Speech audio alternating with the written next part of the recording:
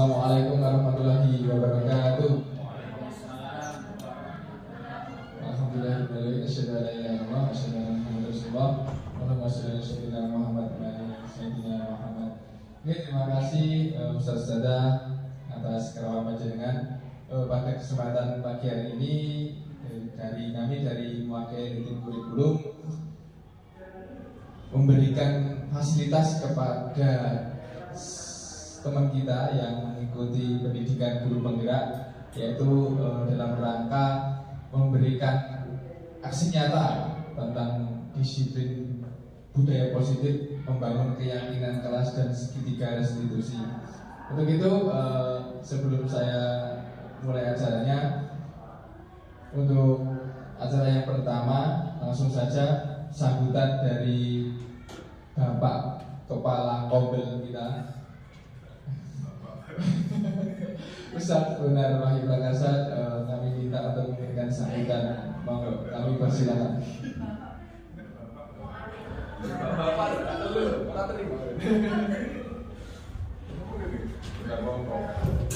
Assalamualaikum warahmatullahi wabarakatuh.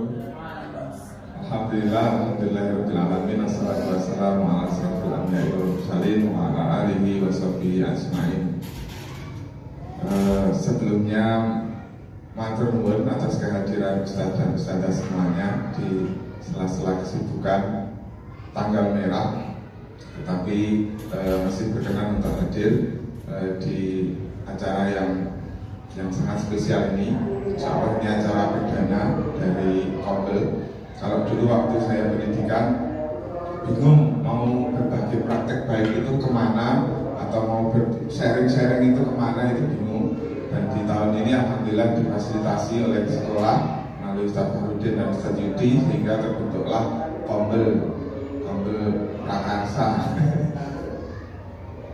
Oke, itu yang pertama. Kemudian yang kedua, insya Allah untuk agenda atau kegiatan Kombel ini insya Allah nanti akan dilaksanakan sebulan sekali, waktunya kondisional, dan untuk bulan ini kebetulan 2 kali karena memfasilitasi teman-teman CGP yang akan berbagi praktek baik hari ini, sehingga bulan ini diadakan 2 kali.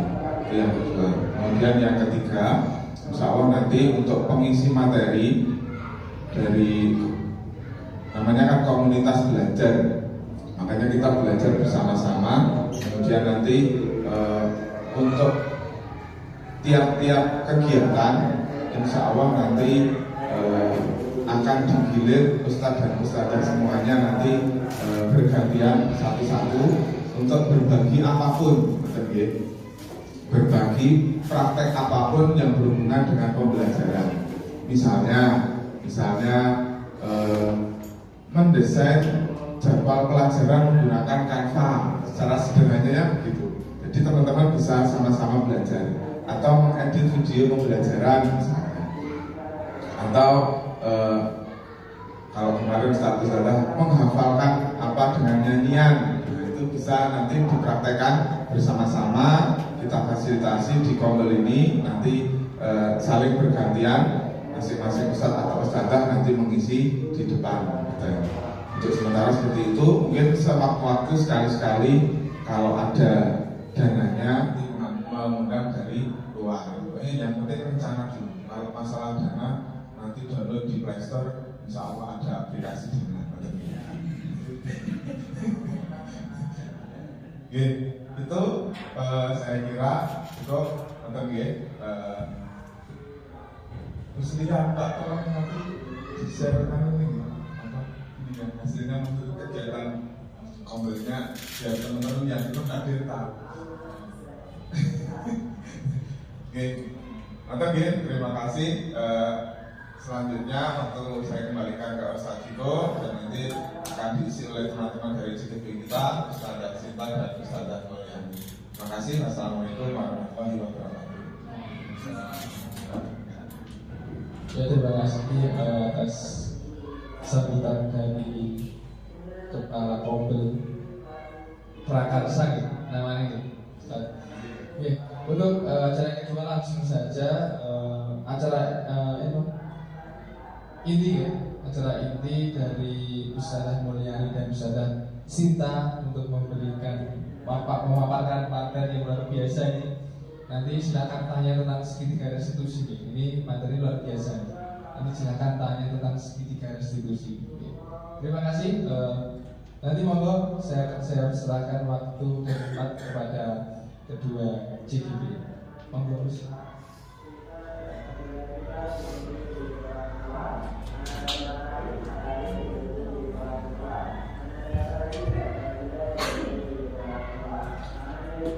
Baik, terima kasih kepada Bapak Ali Fikro atas waktu yang diberikan kepada kami berdua. Assalamualaikum warahmatullahi wabarakatuh. Bagaimana kabar Ustadz Ustadzah di pagi hari yang cerah ini?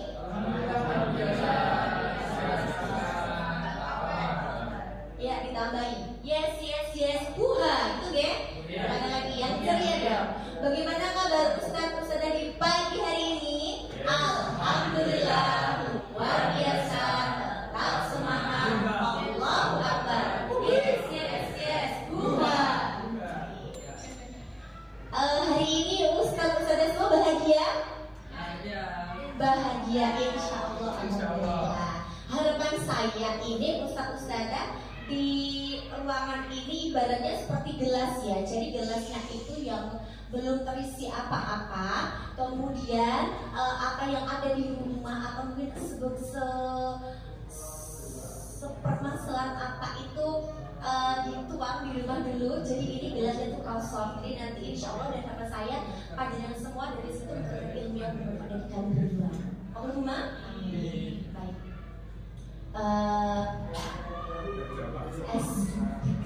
Saja. Biar saya juga tidak grogi. Udah hasilnya dingin sekali lagi. Tepuk dulu ya. Tepuk seperti biasa lah. Kalau tepuk pagi berarti tepuknya hanya 1 kali. Kalau siang berarti 2 kali. Kalau sore berarti 3. Kalau malam berarti 4. Tepuk pagi, malam. Alhamdulillah. Tidak apa-apa. Oke, biar semakin fokus di sini, Bismillah akan saya jelaskan. Di sini saya mendapatkan amanah tugas dari pendidikan guru penggerak saya, tepatnya di modul 1.4 itu dengan tema membangun budaya positif dengan keyakinan kelas dan segitiga restitusi. Apa sih itu? Jadi gini, dalam modul 1.4 di pendidikan guru penggerak itu kami akan memperkenalkan konsep penting tentang pembuatan keyakinan kelas dan segitiga restitusi. Kenapa sebegitu pentingnya? Karena kita sebagai guru nggak mungkin dong kita di kelas itu harus diam saja, tidak membuat keyakinan, kemudian hanya sekedar masuk mengajar, kemudian tidak memberikan sebuah karakter pendidikan, tidak memberikan peraturan-peraturan yang harus diterapkan bersama antara guru dan juga murid. Makanya di sini kita bersama-sama memperkenalkan dan untuk selanjutnya kita bangun keyakinan kelas yang nantinya muaranya itu akan merubah ke kebiasaan positif peserta didik.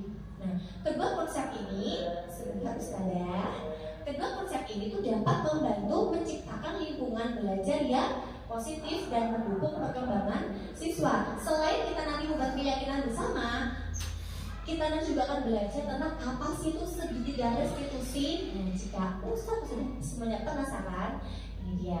Jadi tujuan kami berdua ini kenapa harus memanfaatkan panjenengan semua itu karena agar kita yang guru mendapatkan pemahaman mengenai keyakinan kelas dan segitiga restitusi sehingga bisa diterapkan di sekolah yang nantinya warnanya itu akan mewujudkan budaya positif untuk siapa? Bukan hanya kepada murid, menciptakan terwujudnya budaya positif bagi kita guru sebagai pelakunya dan sebagai siswa atau peserta didik yang nantinya akan kita berikan sebuah pendidikan atau sebuah keyakinan kelas yang muaranya itu akan menumbuhkan kebiasaan-kebiasaan positif. Nah, jadi begini, saya mempunyai satu buah pertanyaan, nanti silakan Ustadz saya jawab ya. Gini, menurut Ustadz, saya panggil menurut Ustadz Tanto, apabila anak diberikan hukuman, itu apakah bisa mendisiplinkan anak? Tidak ada jawaban di situ, tidak boleh. Halo Ustadz Tanto. Halo Ustadz. Hai gitu dong. Halo Ustadz. Nah, gimana Ustadz? Apakah dengan penghukuman, menghukum anak itu akan mendisiplinkan anak? Setuju? Oh tidak. Tidak. Oke. Kalau saya ingin bertanya kepada Ustazah Siti Jayanti. Siti, halo. Oke, sehat Siti? Sehat alhamdulillah. Apa ya? Siti, coba kalau anak itu diberikan hukuman, itu apakah bisa mendisiplinkan anak kira-kira? Tergantung reward dan tergantung kasusnya. Baik, luar biasa. Yuk berikan tepuk tangan untuk Siti dan Ustazah. Hukuman itu apakah bisa mendisiplinkan anak? Jawabannya iya bisa, tidak ya bisa iya. Itu tentang hukuman ya. Kalau bisa hukuman itu dengan hal positif, saya tanya lagi kepada Ustadz Eko. Ustadz Eko, apakah dengan memberikan hukuman dengan hal positif, misalkan ya ada anak itu yang datangnya terlambat terus, kemudian Ustadz Eko sebagai wali kelas kesel kan ya dengan murid yang datangnya terlambat padahal jarak rumahnya itu dekat, terus Ustadz Eko memberikannya hukuman itu dengan hukuman positif dengan cara menyuruh anak membersihkan kamar mandi WC misalkan ini. Nah itu apakah bisa mendisiplinkan anak kemudian besoknya terus tidak lagi datang terlambat? Kalau disebutkan ini karena kalau saya membuka hubungan itu jadi hukuman ya. Oke, saya tanya lagi sekarang kepada yang Ustazah, kamu jadi apa namanya toh? Ustini, apakah dengan menghukum anak dengan menghukum yang hal positif tadi, seperti datang terlambat kemudian sesuai wali kelas menyuruh anak untuk membersihkan kamar mandi agar sudah tidak datang terlambat, apakah itu dinamakan dengan hukuman? Tergantung juga. Oke, jadi itu yang tadi hukuman ya. Sekarang yang pertanyaan itu ya belum kasih tahu dulu. Tepuk tangan untuk Siti dan Ustadz Eko.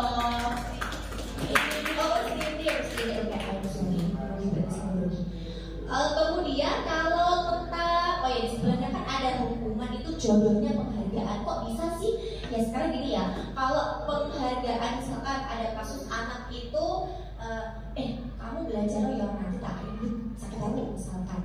Jadi apakah hal tersebut itu disetujui ustazah anak biar mau belajar, biar mau mengerjakan tugas PR, tapi diiming-iming duit misalkan? Setuju apa tidak? Apa Ustaz Eko? Untuk membangkitkan semangat anak dalam jangka waktu yang tidak lama atau pendek itu mungkin bisa. Mungkin bisa. Tapi kalau lama-kelamaan ya. Tuman gitu ya.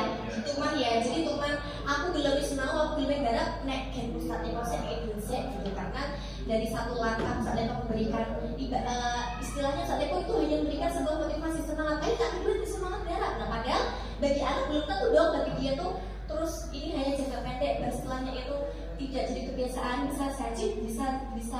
Bisa jadi terjadi dua hal. Yang pertama, karena aku sudah terbiasa mendapatkan aku dalamnya tugas, aku belum bisa naik untuk duit, bisa jadi itu bisa juga karena motivasi dari siswa sendiri tanpa adanya penghargaan tersebut, maka siswa sudah jalan sendirilah melakukan dewe belum sinau belum garap tugasnya. Jadi ustazah antara hukuman dan penghargaan itu sebenarnya itu berkaitan. Seperti yang seperti seperti menurut Al-Fiqh bukan Al-Fiqh ya, tapi menurut Al-Fiqh itu penghargaan maupun hukuman itu adalah cara mengontrol perilaku seseorang yang menghancurkan yang menghancurkan potensi. Lah kok bisa ya?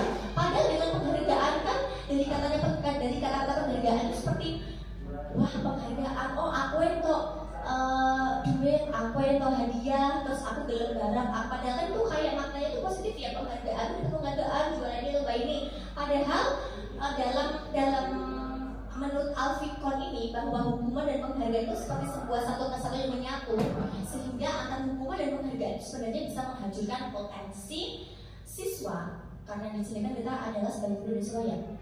Jadi menghancurkan potensi untuk pembelajaran yang sesungguhnya. Kenapa bisa dikatakan menghancurkan potensi? Seperti tadi, bahwa jika ada anak yang terlambat, itu sebenarnya kita bisa melakukan hal-hal lain tanpa dengan memberikan hukuman.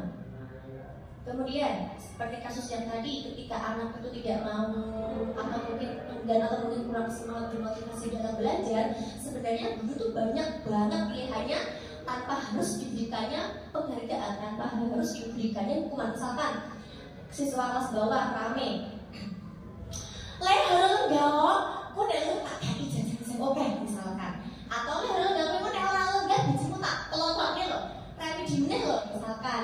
Jadi kan itu seperti sebuah ancaman, seperti sebuah hukuman dan seperti sebuah penghargaan. Ya aku nek ligo, ya ligo dikasih seneng karo sekolah misalkan begitu. Padahal itu sebenarnya bisa menunjukkan potensi bahwa ketika kita mengatur anak dengan cara anak akan bisa diam, itu tidak harus dengan hukuman dan penghargaan yang nantinya itu akan menunjukkan potensi. Kenapa bisa demikian? Because tadi ya yang disampaikan oleh Al-Fiqh itu. Halo, saudara? Masih ada di depan? Hai. Yang belakang? Tarik nafas. Nah, sini. Akan saya jelaskan kenapa demikian tuh antara hukuman dan penghargaan kok bisa menghancurkan potensi karena ini. Penghargaan itu sama artinya menghukum seseorang. Penghargaan juga Ustaz dan Sapi. Penghargaan itu bisa menghancurkan. Penghargaan itu sama artinya menghukum seseorang. Coba deh saya tanya kepada siapa ya? Penghargaan bisa artinya menghukum seseorang. Ustaz Arif. Kenapa Ustaz ya? Kok bisa sih kan? Penghargaan itu sama artinya menghukum seseorang? Karena penghargaan itu tidak memunculkan potensi dari diri seseorang. Jadi dengan penghargaan itu malah tidak menimbulkan motivasi intrinsik dari dalam diri siswa ya tapi ya. Oke, luar biasa. Tepuk tangan untuk Ustaz Arif. Masya Allah, benar sekali. Oke, kenapa bisa demikian? Karena nih yang pertama, jika Ustaz yang mau menulis boleh banget ini ya. Pengaruhnya itu jangka panjang dan jangka pendek seperti yang disampaikan Ustaz Eko, luar biasa, mantap, betul sekali.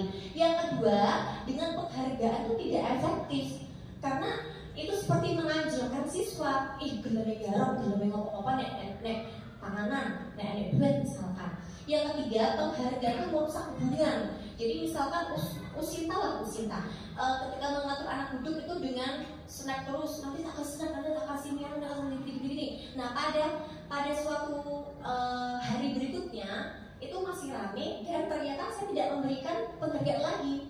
Jadi ketika saya tidak memberikan penghargaan, yang namanya manusia ya kadang-kadang anak-anak ada pangan itu selalu lulus kayak foto-foto mana gitu. Jadi antara hubungan saya dengan murid itu kan bisa menjadi bisa merusak. Halah dia mereka pas menang untuk panganan ya seperti orang kita sama misalkan seperti itu. Kemudian selanjutnya penghargaan itu mengurangi ketepatan. Dan penghargaan menurunkan kualitas, seperti kualitas peserta didik yang anak itu maunya disiplin. Misalnya disiplin itu tidak dari dalam motivasi intrinsik siswa itu sendiri. Kemudian penghargaan sama halnya dengan menghukum, sehingga tidak adanya motivasi dalam diri siswa. Itu mengenai penghargaan dan hukuman tadi. Nah, selanjutnya Pak Ustaz, slide berikutnya.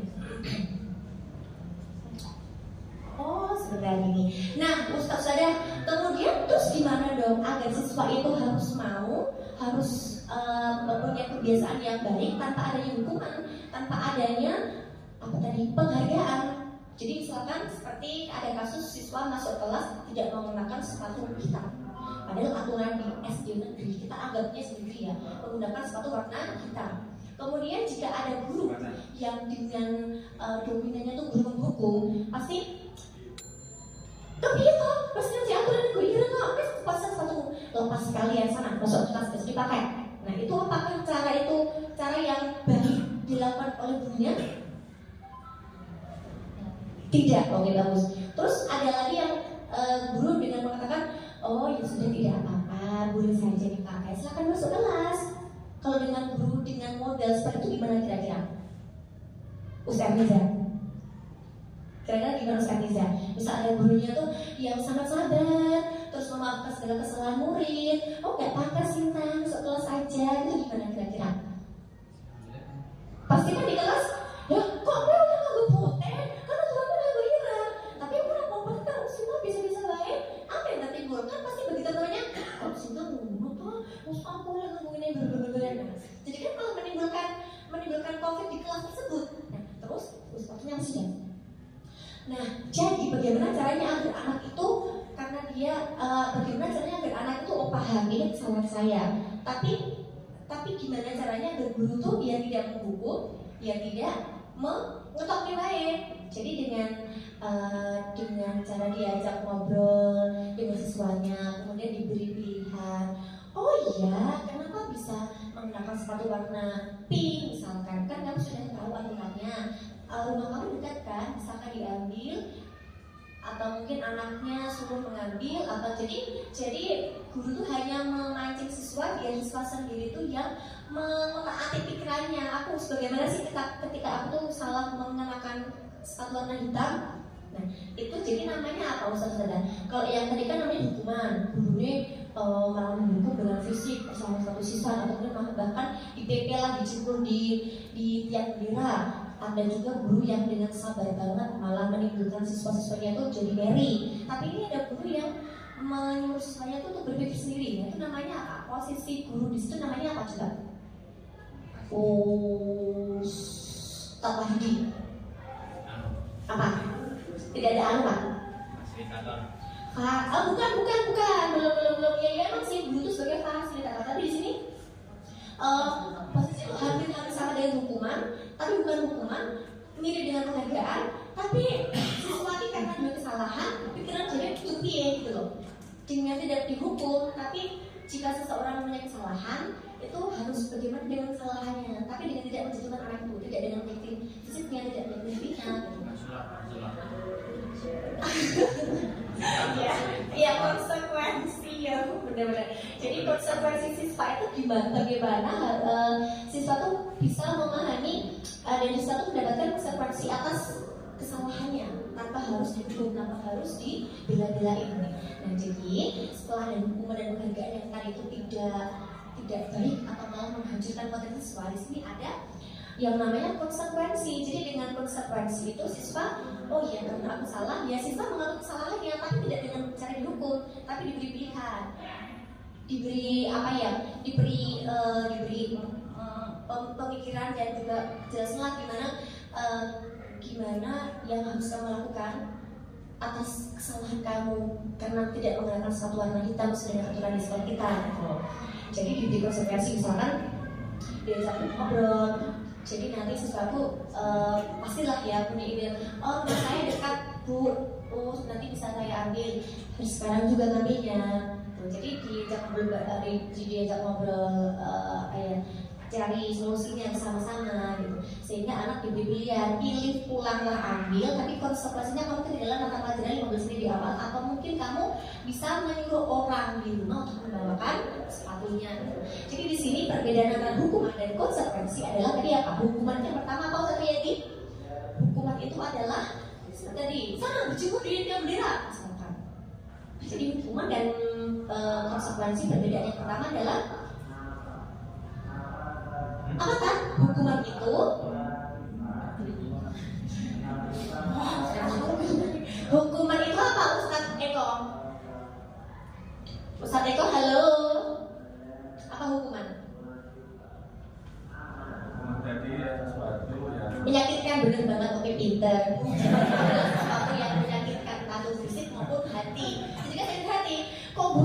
jadi kalau anak ternyata tidak tahan nangis, sudah nangis dalam Facebook. Nah terus kalau hukuman itu tidak adalah perbuatan yang menyakitkan, berarti konsekuensi itu apa Ustaz Bidan?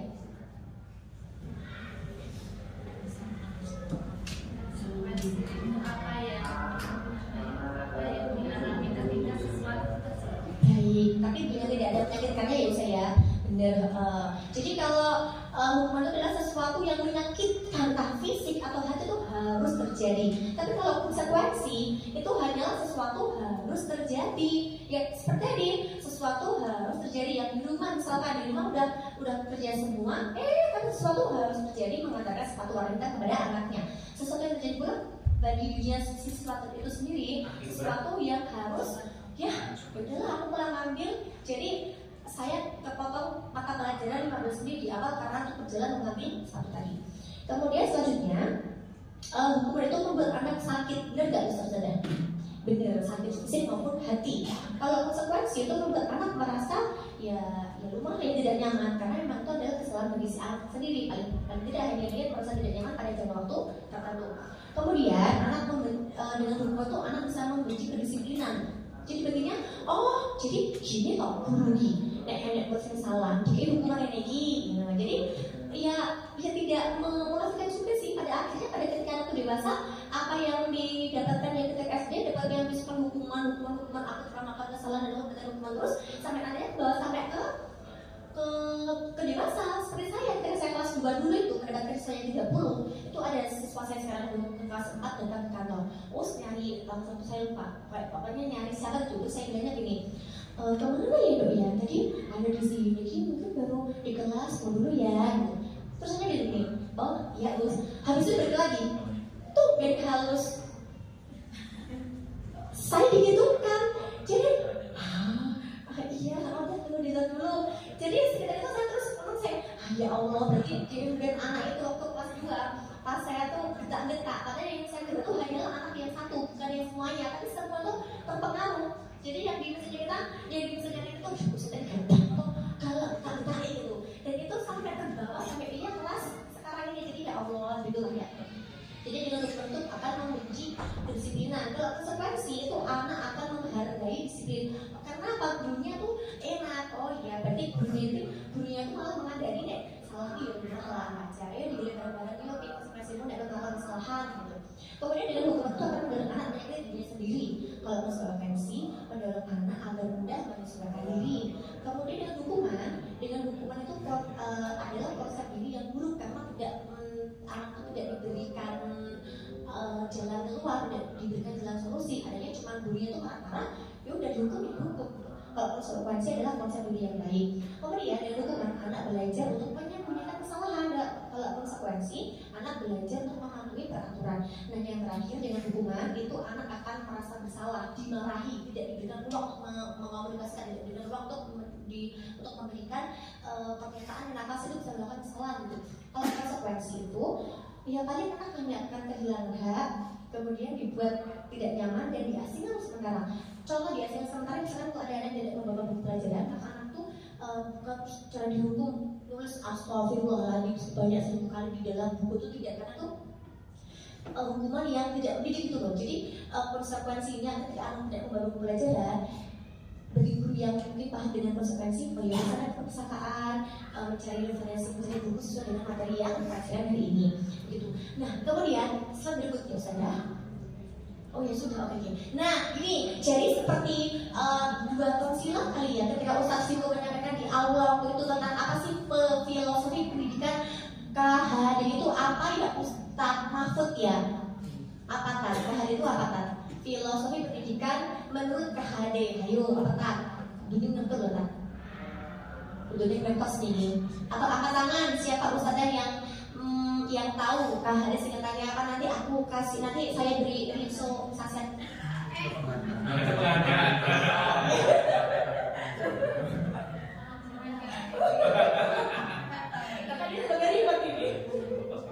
Ada? Yang dulu pintar sekali kata bintang 1. Oke. Filosofi pendidikan yang dulu itu sudah disampaikan Ustaz Alif itu di aula. Itu menurut filosofi Hajar Dewantara adalah pendidikan yang menuntun kodrat anak. Jadi ada dua, kodrat alam dan kodrat zaman. Yang nantinya apabila anak itu dibiasakan kebiasaan yang positif, maka akan terbentuklah lingkungan pendidikan budaya yang positif. Jadi pemahaman tentang budaya positif akan mendukung dalam proses pembelajaran yang dilakukan. Seperti apakah konsep-konsep budaya positif? Ini dia, rekan saya yang satunya akan menjelaskan tentang konsep budaya positif. Silakan didengarkan dan selamat menikmati.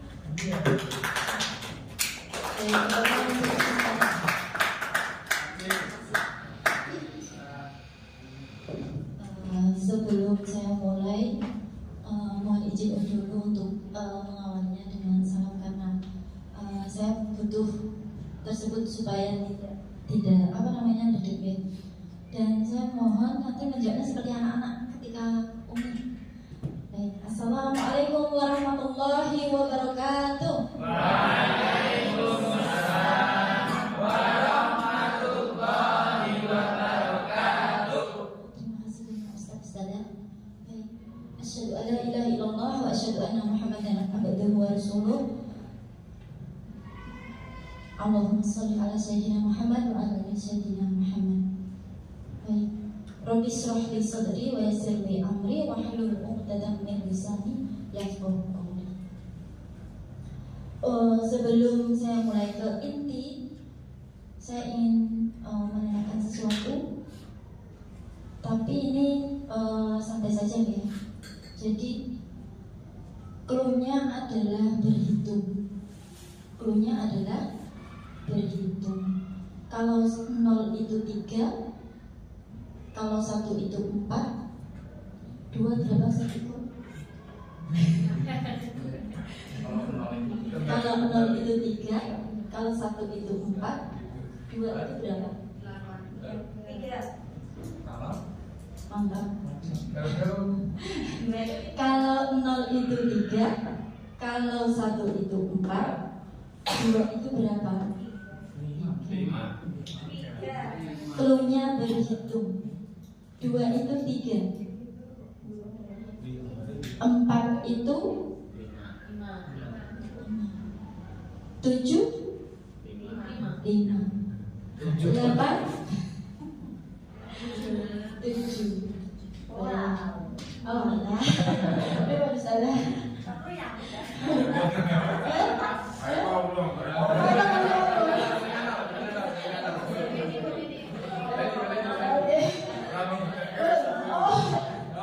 Kalau 0 itu 3. Clue-nya tadi apa? Berhitung. 0 itu 3. 1, 4. 2, 3. Kalau 3, 4. Ayo tarik ke bawah.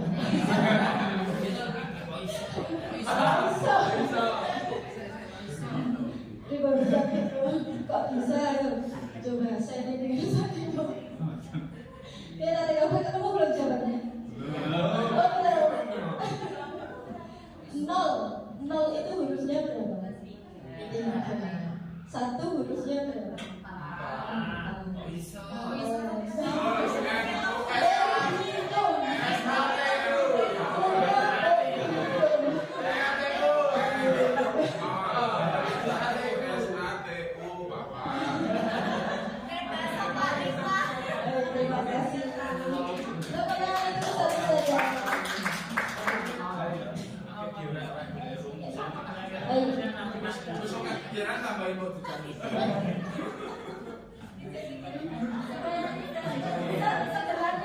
Sebenarnya itu supaya saya nggak duduk dulu sebenarnya saja. Karena jadinya tertawa saya juga ikut. Baik, saya memiliki sebuah hitungan lagi Ustaz.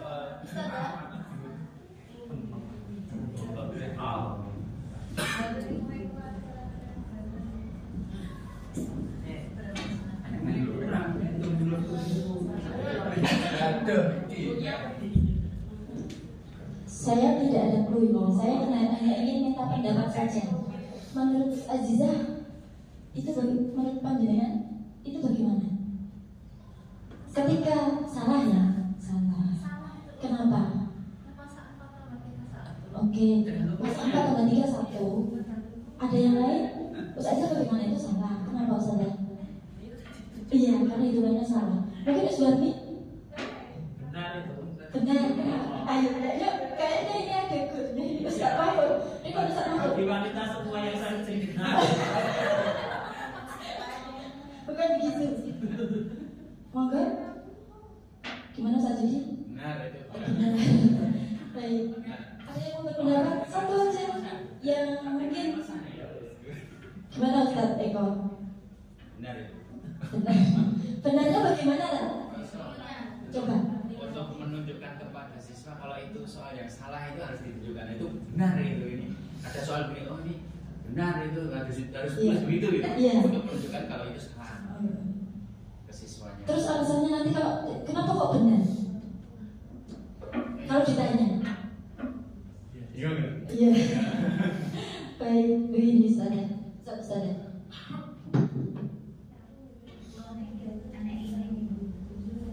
Kalau menurut saya ini benar. Kenapa? 28 menit ditambah 32 menit. Jadi berapa menit? Itu 1 minggu, 1 siang. 4 hari ditambah 3 hari, 1 minggu. 7 bulan ditambah 5 bulan, 1 tahun.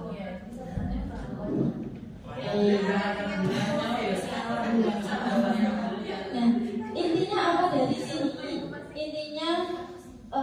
Intinya satu kata, tabayun. Gimana? Iya. Ketika kita melihat sesuatu, kita mendengar sesuatu, kemudian kita berprasangka, menganalisa dulu, kemudian berprasangka ini itu. Daripada berprasangka, maka kita menanyakan supaya jelas. Nanti kita bisa sepakat. Terima kasih. Baik. Saya lanjutkan. Filosofi pendidikan Ki Hajar Dewantara tadi sudah disampaikan oleh Ustazah Sinta bahwa pendidikan menurut Ki Hajar Dewantara itu adalah menuntun. Pada intinya adalah menuntun siapa? Menuntun anak peserta didik, siswa, murid dengan segala kodratnya yang dimiliki oleh anak tersebut.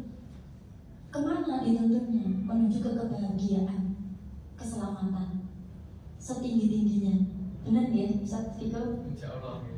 Alhamdulillah. Baik.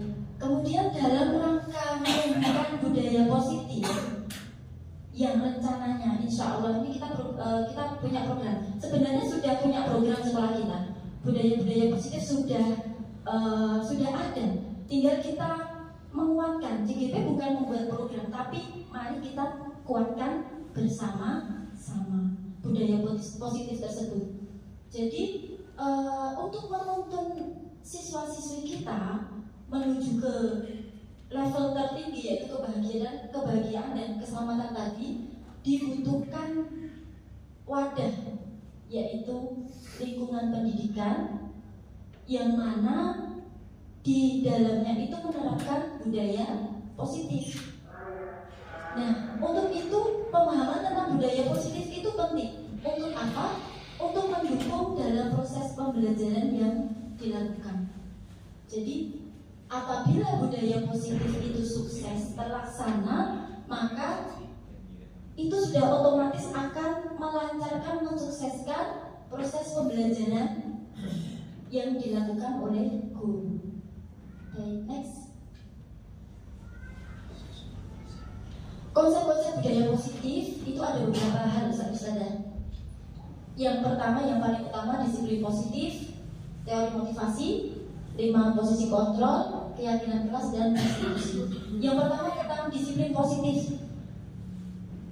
Kaitannya dengan budaya positif di sini, pada dasarnya budaya positif tersebut dilaksanakan menggunakan pendekatan kedisiplinan. Jadi saya ulangi bahwa budaya-budaya positif seperti budaya sholat, budaya ramah, kemudian budaya Quran time itu sebenarnya itu dilakukan dengan pendekatan kedisiplinan. Kemudian pendekatan disiplin positif itu untuk apa? Jelas tadi menuntut kodrat anak supaya apa? Mampu mengontrol dirinya sendiri, mengontrol supaya mampu memilih perbuatan atau tindakan yang sesuai dengan nilai-nilai kebajikan. Kemudian disiplin positif yang dilaksanakan tersebut tentu sudah dipengaruhi oleh yang namanya teori motivasi. Teori motivasi di garis besarnya bahwa apa yang kita lakukan atau setiap individu melakukan sesuatu itu mesti ada tujuannya, mesti ada alasannya. Kemudian 5 posisi kontrol di sini adalah guru. Guru itu memiliki 5 posisi kontrol yang menjelaskan bahwa intinya pada dasarnya itu kita tidak bisa mengontrol orang lain, sebaliknya orang lain juga tidak mampu mengontrol kita. Garis besarnya itu. Kemudian nanti akan dijelaskan oleh Bu Sinta tentang dipaparkan oleh Sinta tentang 5 posisi kontrol guru. Kemudian keyakinan kelas itu isinya nilai-nilai kebajikan sebenarnya. Dan sebenarnya sudah kita buat di kelas masing-masing, kita sudah membuat sebagai wali kelas keyakinan kelas yang saat ini masih menggunakan istilah kesepakatan kelas, Iya, masih menggunakan kesepakatan kelas. Dan itu muncul sebenarnya dari peraturan-peraturan yang disepakati bersama, dibentuk bersama antara guru dan murid. Nah, kemudian kenapa berubah menjadi keyakinan kelas? Keyakinan kelas itu lebih mendalam maknanya, Ustaz. Kalau jika kesepakatan itu, istilah kesepakatan itu bisa jadi hanya disepakati saja, tapi anak-anak belum tahu nilai kebajikan yang ada di setiap poin-poinnya. Hanya sepakat, dan kemungkinan karena tidak yakin hanya sepakat saja, kemungkinan besar si anak pasti akan melakukan kesalahan atau melakukan pelanggaran. Tidak usah jauh-jauh, kita sendiri sebagai orang dewasa pasti juga demikian, ya. Sudah ada aturan. Tapi karena kita belum meyakini itu keyakinan bersama, maka ya sudah, kita akan melegalkan, kita akan ya sudahlah, nggak apa-apa lah telat sedikit, seperti itu. Karena kurang adanya keyakinan bersama. Begitu, Ustaz-Ustaz.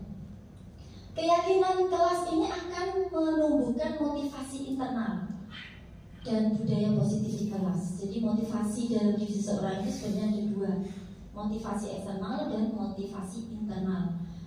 Dan yang menguatkan untuk budaya positif itu lebih ke motivasi internal. Kita tujuannya ke motivasi internal, bukan hanya sebagai melaksanakan aturan, bukan hanya sekedar disuruh membuang sampah, disuruh baru membuang, bukan.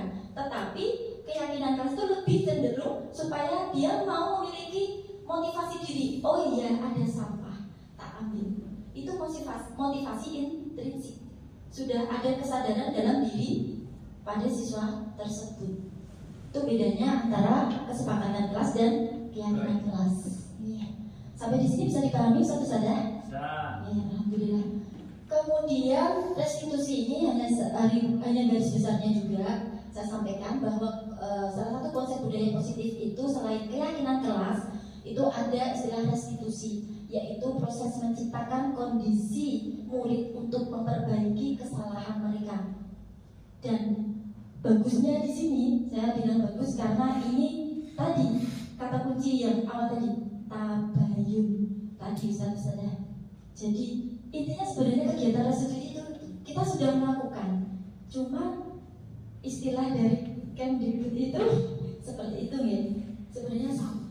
Kita tabayunkan, diskusikan bersama, kemudian dari Kemdikbud itu menata sedemikian rupa langkah-langkahnya untuk menyelesaikan masalah siswa. Baik, dan di restitusi ini kelebihan lainnya adalah bukan hanya supaya siswa itu mau memperbaiki diri dari motivasi dirinya sendiri, tapi dia juga mau berkolaborasi dengan temannya yang tadi misalnya pelanggarannya itu berkaitan dengan kawan lain, mungkin berantem atau ejek-ejekan, itu kan berkaitan dengan kawan yang lainnya. Jadi di restitusi ini tuh bukan hanya si anak itu tujuannya supaya mengerti kesalahannya, tidak, tetapi mau berkolaborasi dengan temannya tersebut yang awalnya berantem tadi, mau bekerja sama memperbaiki diri dengan kesadarannya sendiri. Jadi bukan atas dasar disuruh atau diminta oleh satu saja, bukan. Jadi tujuannya dari ini adalah level tertinggi, yaitu menumbuhkan motivasi intrinsik siswa untuk menyelesaikan masalah dengan secara sadar, seperti itu. Baik, kemudian ini sebelum saya lanjutkan, saya ingin mencoba kegiatan kepala tangan ini, upaya untuk merubah paradigma yang mungkin paradigmanya sudah pas, tapi ini saya ingin mencoba metode kepala tangan. Jadi saya ingin mengajak ustaz-ustazah untuk berimajinasi, membayangkan dulu ya, jadi membayangkan suatu hal yang paling berharga di dalam hidup ustaz-ustazah. Silakan berimajinasi satu hal yang paling berharga bagi kehidupan ustaz-ustazah. Bebas, monggo. Yang paling berharga dalam kehidupan panjenengan itu apa? Kalau sudah ketemu, kemudian silakan disimpan di telapak tangan panjenengan, simpan rapat, pegang erat, jangan sampai lepas. Sudah? Nah, ketika kita memiliki sesuatu yang luar biasa, yang sangat berharga, kemudian orang lain itu tanpa tahu, tanpa kita beritahu, memiliki pandangan sesuatu, kamu memiliki sesuatu, kemudian orang-orang di sekitar, lingkungan di sekitar kita, kawan kita itu ingin membuka kepala tangan kita, ingin mengetahui apa tuh sebenarnya isinya itu apa. Kira-kira panjenengan akan membuka atau tidak? Tidak. Mempertahankan. Yang lain, Ustazah? Bukan. Tidak dibuka. Nah, dari mempertahankan tadi alasannya apa, Ustaz Mahfud dulu? Kenapa Ustaz Mahfud? Karena ya sesuatu yang sangat kita sangat berharga. Iya. Maka tidak boleh ada orang yang mengambil. Iya, betul sekali. Luar biasa, terima kasih Ustaz Mahfud.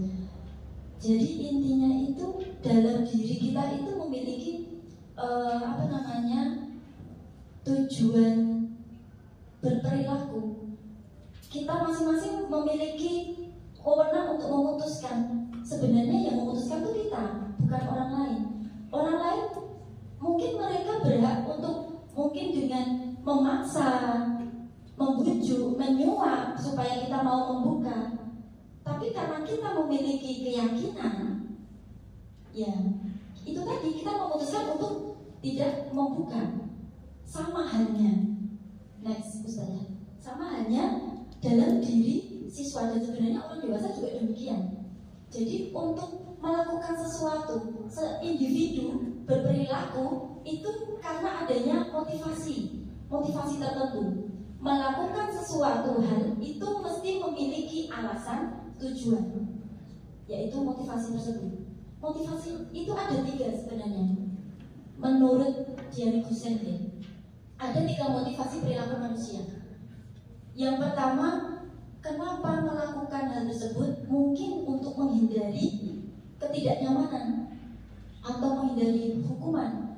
Contoh, saya tidak terlambat, saya memutuskan untuk tidak terlambat lagi karena saya tidak mau dipanggil lagi. Seperti itu contohnya. Kemudian motivasi yang kedua, untuk mendapatkan imbalan dari orang lain atau institusi. Saya ingin ikut lomba. Kemarin saya memutuskan ingin lomba. Denko memang itu akhir. Saya ingin mengikuti CGP supaya nanti dapat predikat guru berprestasi. Misalnya seperti itu. Kemudian yang ketiga motivasi melakukan sesuatu untuk menghargai diri sendiri. Ini level yang paling tinggi, Ustaz sekalian. Jadi memutuskan melakukan sesuatu untuk menghargai diri sendiri. Dan motivasi yang pertama itu termasuk motivasi eksternal. Karena untuk menghindari ketidaknyamanan sehingga berbuat untuk supaya tidak terlambat. Itu motivasi dari luar. Sama halnya yang kedua, motivasi yang kedua supaya mendapatkan imbalan. Itu juga termasuk motivasi dari luar. Karena orang lain, mungkin dari pihak lain yang memberikan sesuatu, memberikan kenyamanan, memberikan imbalan, itu motivasi eksternal. Yang ketiga ini motivasi internal, karena ingin menghargai diri sendiri. Itu sudah muncul dari diri sendiri. Seperti yang disampaikan sama tadi saya, karena itu berharga. Karena berharga buat saya. Berarti itu sudah ada motivasi intrinsik. Yang disebut motivasi internal seperti itu, internal atau intrinsik. Nah, itulah tujuan dari disiplin positif sebenarnya. Supaya apa? Supaya anak-anak itu mau melakukan kedisiplinan itu bukan karena disuruh, tetapi karena memang muncul dari dirinya sendiri. Muncul kesadaran dirinya sendiri. Contoh sepele dari sampah saja, memang masih sulit nih. Kita sudah di sekolah kita sudah ada program tersebut, program budaya bersih ya. Tapi kan masih perlu dikuatkan. Nah ini mari kita kuatkan bersama-sama. Mungkin ini hanya kegiatan, mungkin ya, mohon maaf, hanya kegiatan JKP, tapi kami juga memiliki keretak untuk ayo toh kita sukseskan bareng-bareng. Nah gitu, saya juga menyelesaikan tugas, sekolah juga akan terwujud visinya. Seperti itu biasa saja. Next. Hukuman dan penghargaan tadi sudah disampaikan oleh Usinta. Baik, next. Perbedaan hukuman dan saya menambahkan sedikit ya. Jadi ketika tadi apa kaitannya dengan motivasi perilaku dengan hukuman dan penghargaan ataupun konsekuensi? Kaitannya apa? Ketika ini siswa nih melakukan sesuatu mesti memiliki tujuan atau alasan tertentu. Kemudian apabila perilaku tersebut di kacamata guru atau di kacamata aturan atau dari kacamata keyakinan kelas itu keliru, maka ada konsekuensi. Kalau kesepakatan atau keyakinan kelasnya sudah muncul, maka itu munculnya bukan hukuman dan penghargaan lagi, bukan, tapi sudah ke level konsekuensi. Jadi itu bedanya antara hukuman dan konsekuensi sebenarnya. Kalau hukuman itu yang memberikan hanya guru, jadi anak-anak dan tiba-tiba dan tidak disepakati oleh siswa. Kalau konsekuensi itu muncul setelah keyakinan disusun bersama-sama. Itu perbedaannya antara hukuman dan konsekuensi. Kemudian penghargaan tadi sudah dijelaskan bahwa hukuman dan penghargaan itu memang kurang pas ya dampaknya bagi siswa. Kalau konsekuensi itu saya tekankan kembali, konsekuensi itu muncul setelah keyakinan kelas tersusun. Ya. Setelah keyakinan kelas tersusun, maka konsekuensi yang muncul, pelanggaran yang dilakukan, maka melakukan konsekuensinya. Nah, karena itu sudah bagian dari keyakinan bersama. Baik, next. Ini restitusi, salah satu konsep dari budaya positif, yaitu restitusi nanti yang akan dipaparkan oleh Usinta secara detail. Restitusi itu sendiri apa? Yaitu proses menciptakan kondisi bagi murid untuk memperbaiki kesalahan mereka sehingga mereka bisa kembali kepada kelompok mereka dengan karakter yang lebih kuat. Maksudnya di sini apa? Menciptakan kondisi bagi murid untuk memperbaiki kesalahan. Ketika seorang siswa itu melakukan kesalahan kemudian kita proses dengan segitiga restitusi, maka siswa tersebut bukan merasa dihakimi, dia tidak akan merasa terhakimi, tapi dia akan merasa dirangkul, merasa dituntun, kemudian dipantik kesadarannya bahwa kesadaran bahwa perilakunya tersebut termasuk sudah dalam keyakinan kelas atau belum. Kalau belum, kalau si anak itu menjawab belum, maka si anak tersebut memahami bahwa masih ingat bahwa kemarin itu sudah disusun keyakinan bersama, sehingga muncul kesadaran, oh iya, keyakinan bersamanya kemarin seperti ini, aku sudah melanggar seperti ini. Kemudian ditawarkan kepada si anak, terus tindak lanjutnya bagaimana kalau kamu sudah menyadarinya? Anak ditawari supaya apa? Supaya ikut dalam dirinya itu terbangun. Setelah melakukan perbuatan salah itu, apa yang harus saya lakukan?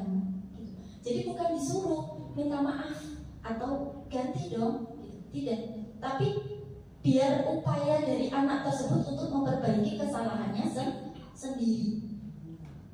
Jadi untuk menyelesaikan masalah siswa di kelas, mungkin yang berantem atau ejek-ejekan, kemudian kemarin di kelas saya 2 kali sedang berturut-turut berantem di kelas dengan di halaman. Nah itu kalau kita sama-sama emosi juga jadinya kurang baik ya. Ya saya mencoba untuk pendekatan tersebut meskipun kurang tidak begitu maksimal, tapi saya mencoba untuk diskusi begitu. Dan anak menjadi lebih kuat dalam arti tidak merasa dihakimi, tapi sadar akan kesalahannya, kemudian mau memperbaikinya. Seperti itu tujuan akhir dari restitusi. Baik, sudah. Oh iya, masih ini. Baik, kita lanjut. Nah, muncullah keyakinan kelas. Nah, ini tujuan dari yang dipaparkan dari kita tadi di awal, bahwa tujuan kita hari ini tentu adalah kita memahami bersama tentang keyakinan kelas.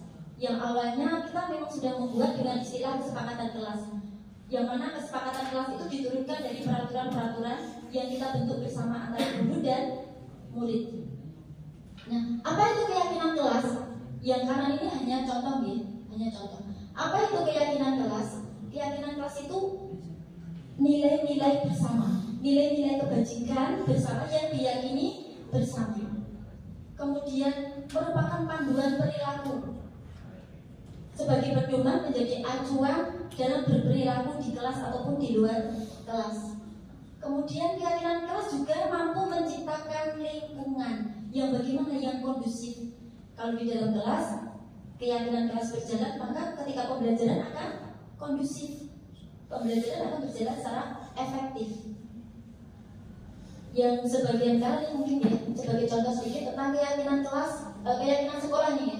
Jadi begini, keyakinan kelas atau keyakinan sekolah, kalau keyakinan kelas dibentuk bersama-sama antara guru dan murid. Kalau keyakinan sekolah antara guru, antara stakeholder dan guru. Kemudian keyakinan kelas itu lebih cenderung ke nilai-nilai kebajikannya. Bukan kalimat peraturan, dilarang membawa mainan misalnya. Itu peraturan atau nilai-nilai kebajikan? Peraturan. Memakai seragam, nopo. Kalau memakai seragam, peraturan. Nah, itu bisa diturunkan lagi menjadi keyakinan kelas yang munculnya itu nilai-nilai kebajikan yang diyakini bersama-sama, dijadikan dalam satu payung. Misalnya keterlambatan, memakai seragam, tidak boleh terlambat, harus memakai seragam, harus bersepatu. Itu aturan diturunkan menjadi kesepakatan kelas. Sepakat bahwa di sini untuk apa sih? Kenapa kita harus melakukan itu? Supaya tercipta kedisiplinan. Maka dijadikan satu payung, disiplin. Memiliki sikap disiplin seperti itu. Itu salah satu contohnya. Kemudian next, terus mengapa keyakinan kelas itu penting? Yang pertama, memupuk rasa memiliki, membantu siswa merasa nyaman, memiliki terhadap kelasnya. Kemudian meningkatkan motivasi, jelas ya, meningkatkan motivasi belajar, merasa diterima dan didukung. Apalagi kalau kita imbangi dengan metode pembelajaran yang kreatif kemarin ya. Kemudian mendukung pembelajaran, jelas ya, menciptakan lingkungan yang kondusif untuk pembelajaran yang efektif. Next. Prosedur pembuatan keyakinan kelas itu kurang lebih sama, Ustazah, seperti pembuatan kesepakatan kelas yang sudah terlaksana di kelas masing-masing ya. Ini hanya uraian jumlis. Yang pertama, mempersilahkan warga sekolah ini kalau ingin membentuk keyakinan sekolah. Kalau membuat kesepakatan kan sudah tentu dengan anak-anak ya Pak Ustazah. Sudah tentu dengan anak-anak, bukan kita sendiri, tapi kita tawarkan. Itu sudah benar. Tinggal kita mengerucutkannya ke nilai-nilai kebajikan, kemudian diganti dengan istilah keyakinan kelas seperti itu. Yang mana tetap kita harus, kalau di kelas 2 tetap harus ada penjelasan secara perlahan-lahan. Mungkin kalau kelas 5, 6 mungkin sudah langsung tes gitu ya, tentang nilai-nilai kebajikan yang ada dalam sebuah peraturan tersebut. Tapi kalau untuk kelas bawah itu perlu kita bimbing, kita arahkan bahwa sebenarnya kita itu melakukan itu untuk apa sih, supaya apa, dampaknya seperti apa. Kita perlu memaparkannya. Next, Ustazah. Next. Nah ini contoh keyakinan kelas 1 dan kelas 5. Setiap anggota kelas perlu belajar, setiap anggota kelas perlu senang, setiap anggota kelas perlu melakukan tugas. Ini sebenarnya itu bagian dari turunan dari peraturan dan kesepakatan tadi. Ketika pembelajaran di kelas, guru menerangkan anak-anak wajibnya bagaimana? Mendengarkan, tidak boleh rame. Tidak boleh rame ketika guru menjelaskan atau menerangkan. Itu bagian dari setiap anggota kelas perlu belajar, setiap anggota kelas perlu melakukan tugas. Saling menghargai itu masuk dalam satu payung tersebut. Jadi nilai-nilai kebajikannya yang dicantumkan, bukan peraturan-peraturan yang mana. Kenapa kok bukan peraturan? Karena itu lebih lebih memaksa. Maknanya lebih memaksa. Jadi anak belum mau, belum sadar dalam dirinya bahwa anak itu butuh untuk melakukan tersebut. Keyakinan kelas 5, bersikap positif, senantiasa menjadi diri terbaik, dan seterusnya.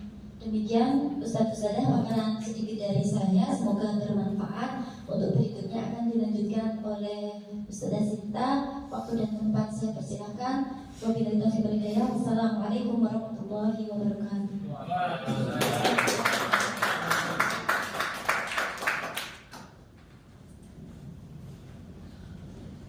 Baik, terima kasih Ustazah Mulyani atas waktu yang diberikan kepada saya. Ustazah masih semangatkah hari ini? Jangan loyo ya. Saya tadi kan di sini, sekarang udah sini deh. Biar kita dengan HP-nya Mas Mulyani biar masuk ke TV. Oke. Seperti biasa saya akan menyapa Ustazah semuanya dengan Tebo malam. Tebo siang, Tebo sore, Tebo malam. Kata Ustadz Wahyudi yang malah Tebo sendiri, coba Ustadz Wahyudi tadi sudah meresapi ya apa yang disampaikan Ustazah Mulyani. Pada intinya apa Ustadz?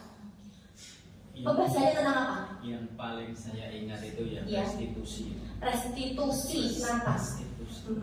Jadi sebenarnya kemungkinan kebanyakan dari kita itu sudah melakukan hal itu. Betul sekali ya. Cuman kadang nggak tahu aja. Ya benar. Baik. Oke, tepuk tangan untuk Ustadz Wahyudi ya. Sebenarnya Ustazah, tanpa adanya kita itu ada semacam kata-kata restitusi, kita sudah menerapkannya di kelas. Cuman kita tidak tahu namanya. Oh, itu namanya segera restitusi. Oke, jadi tadi Mas Mulyani sudah menjelaskan tentang apa Ustaz? Tentang restitusi, kemudian tentang keyakinan kelas. Nah, dari keyakinan kelas yang telah dibuat, ya toh Ustazah Yeyen, ngantuk ya Ustazah ya. Ini cepat kan ya. Dari keyakinan yang telah kita buat, yang mau sekali apabila kalimat saya terlalu cepat. Jadi pengen pulang dari Mulyani. Jadi Ustazah, dari keyakinan yang telah kita buat dan kita sepakati dengan siswa, apakah iya selamanya siswa itu akan menuruti patuh dengan keyakinan yang telah dibuat di kelas? Boleh jadi tidak. Boleh jadi tidak. Tahu sama Mahfud? Ya, karena juga namanya manusia. Benar sekali sama Mahfud. Setelah teman-teman ya, benar sekali. Yang namanya juga manusia tidak luput dong dari namanya kesalahan, kemudian dari menilai aturan. Seperti kasusnya begini, kita aja lah atau saya dari hari Selasa, saya tuh terlambat 7 menit dikarenakan anak saya yang pertama itu harus setelah makan harus itu ya ya itu. Nah jadi ketika saya tuh melakukan suatu kesalahan seperti datang terlambat, kira-kira bagi Ustadzah hal yang saya lakukan itu adalah wajar apa harus dihukum? Wajar. Ustaz Arif mengatakan wajar. Kenapa wajar Ustaz? Padahal kan aturannya di kelas sudah jelas dan saya harus meyakini saya harus patuh dengan aturan yang telah diberi sekolah jam 7 guru harus sampai di sekolahan. Bener banget, karena itu loh Ustaz Saudara, karena kita tuh mempunyai 5 kebutuhan dasar manusia. Ya iya sih, kita tuh menaati aturan, kita patuh dengan aturan, kita yakin bahwa aturan di sekolah kita jam 7 sampai sekolah. Namun tidak dipungkiri, kita tuh hanya manusia biasa yang tidak luput dari namanya kesalahan dan dosa. Dan kita punya 5 kebutuhan dasar yang harus kita penuhi di setiap level manusia atau anak atau guru. Yang pertama adalah kebutuhan dasar manusia berupa ingin itu kebutuhan dasar yang pertama bertahan hidup. Jadi ketika saya tuh terlambat itu karena saya memiliki kebutuhan dasar ingin bertahan hidup.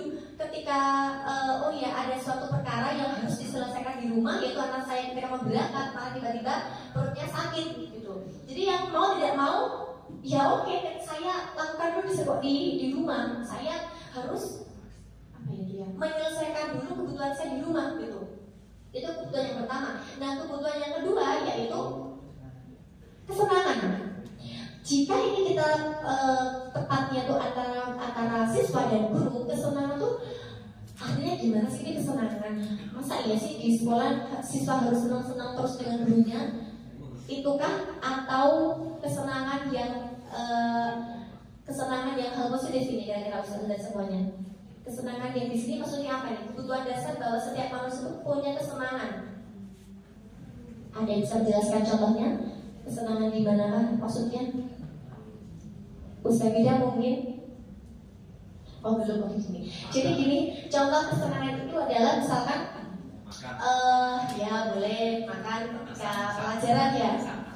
Oh masa-masa ya. Makan ketika pelajaran itu apakah termasuk kesenangan siswa dan apakah harus diiyani sama gurunya waktu itu? Ya. Iya oke lah. Tapi dengan pasti otomatis ada dengan syaratnya ya oke, dengan syarat tidak membuat gaduh di kelas atau mungkin dengan syarat asal makannya tidak mengganggu ketika pelajaran sedang berlangsung atau mungkin makannya harus dengan tenang, dengan diam-diam gitu.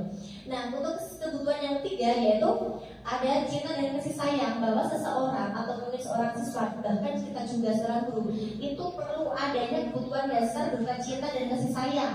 Misalkan dari anak ibu guru tidak menyapaku hari ini padahal aku memakai tas gendong baru warna pink. Jadi secara tidak langsung anak itu ingin mendapatkan perhatian dari gurunya, ya tidak. Sama halnya seperti kita tuh juga diam-diam ya walaupun tidak harus ngomong gitu ya, tapi seperti perhatian tuh akan melegakan kita gitu. Ya, terus yang selanjutnya ada kebebasan gitu.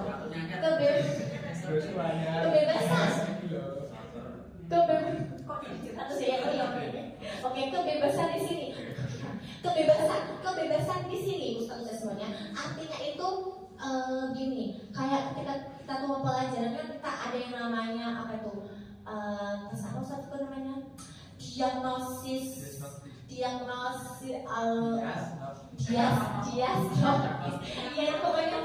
diagnostik non kognitif gitu loh. Jadi kita tanya dulu apa yang kamu inginkan dari pelajaran misita misalkan. Jadi tidak harus tiba-tiba tulis nyatet tidak tahu ya soal terus gitu. Jadi kan kita tidak mengetahui apa sih kebebasan yang dimiliki siswa itu. Kita tuh pinginnya tuh jadi gurunya jadi seperti apa gitu loh. Maka di sini kita bisa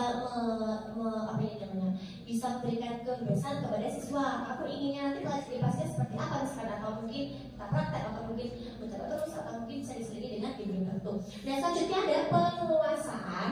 Penguasaan di sini contohnya misalkan aku sebel gambarku tidak rapi, malah ibu guru nunjukin ke teman-teman di depan kelas gitu. Jadi malah gurunya tuh tidak bisa menguasai sisi kamunya anak itu karena gambarnya jelek, jadinya gurunya tidak terima, terus malah dilihatkan di depan kelas gitu. Itu tentang 5 kebutuhan dasar manusia. Lanjut usulnya ini setelah jam 10, oke? Nah, sehingga terus dari 5 kebutuhan dasar manusia tadi itu kayak tadi ya, ketika ada guru yang terlambat, saya yang terlambat waktu itu dikarenakan saya harus memenuhi kebutuhan dasar saya ketika di rumah. Nah itu sebenarnya kita sebagai guru itu bisa memiliki 5 posisi kontrol untuk menghadapi segala macam kasus gitu. Di sini 5 posisi kontrol, dan bahkan sebelum adanya ini muncul, saya yakin semua ustadz sudah menerapkannya. Ketika ada anak yang melanggar aturan, kita punya pilihan, ini berusaha tak hukum, apa tak kandani, tanah sehati, apa tak kepene. Ya nggak Ustaz Yadi? Iya dong, kan lebih pengalaman ya Ustaz kan? Gitu Ustaz, oke. Nah, yang pertama kita bisa memilih nih sebagai penghukum. Penghukum tadi seperti di awal Ustaz ya. Penghukum tadi apa Ustaz Eko? Penghukum adalah hal yang menyakitkan hati, boleh fisik, dan itu hanya dijalani oleh satu arah, oleh guru, penghukum, dan yang dihukum. Yang dihukum nggak mau tahu kayak moral, kayak mati, atau fisik, sama kita hukum gitu kan, namanya hukum. Tepuk tangan Dewi dihukum. Ya, penghukum, contoh kalimat penghukum yang dilontarkan guru, misalkan, sudah sana, cepat satumu, sana, Ustaz hukum dijemput sana, misalkan seperti itu. Jadi penghukum itu ya tadi, jadi hanya satu arah yang dilakukan oleh guru, dan yang dihukumnya itu adalah muridnya. Juga bisa dengan kata lain, kamu tuh selalu salah, sudah dibilang datangnya jangan terlambat, datangnya terlambat terus, kenapa sih sana, misalkan itu dengan penghukum. Apakah dengan penghukum itu Ustaz-ustazah setuju melakukannya? Setuju.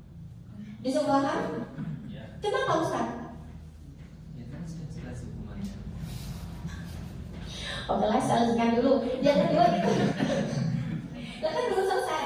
Selain kita itu bisa selain ada posisi kontrol kita sebagai guru, ada sebagai hukum. Yang kedua, guru itu mengontrol siswa dengan membuat rasa bersalah. Jadi guru itu membuat siswa itu merasa bersalah. Pada posisi ini guru itu dengan bersuara lembut sebenarnya, namun lembutnya itu seperti ngelegit gitu loh. Jadi gini, Ustazah itu sangat kecewa dengan kamu. Itu. Jadi kan yang muridnya begitu kan pasti akan merasa sakit hatinya, walaupun tidak dengan kekerasan fisik. Itu namanya membuat merasa bersalah. Ataupun dengan kalimat yang sekarang gimana coba kalau orang tua kamu tahu, mau tidak? Nah itu. Atau mungkin sekarang gimana coba kalau bayangkan orang tua kamu tahu, mau tidak kamu? Nah padahal kan temponya tuh rendah, cuma kalimatnya dilekit gitu loh. Itu namanya membuat merasa bersalah. Lanjut, guru sebagai teman. Teman di sini itu contohnya begini, kalimat yang bisa dilontarkan guru gini, ayolah Viko, bantu Ustazah, kan kamu kemarin sudah bantu membuatkan buku itu.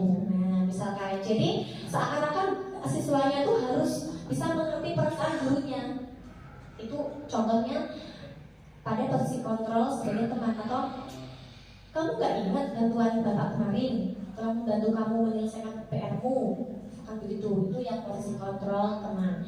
Selanjutnya ada posisi kontrol sebagai pemantau. Pemantau di sini berarti gurunya itu diam-diam mengawasi, memantau. Gitu. Jadi pertanyaan yang bisa dilakukan kepada guru, dari guru kepada murid, itu contohnya begini. ketika pelajaran di dalam mata pelajaran tiba-tiba gurunya mendekat, terus apa yang telah kamu lakukan? Gitu. Sekarang ikut bapak atau mungkin sekarang sini ikut sadar. Terus setelah kamu melakukan ini, kamu apa sanksinya? Gitu. Jadi diam-diam guru itu bukan mati-matinya.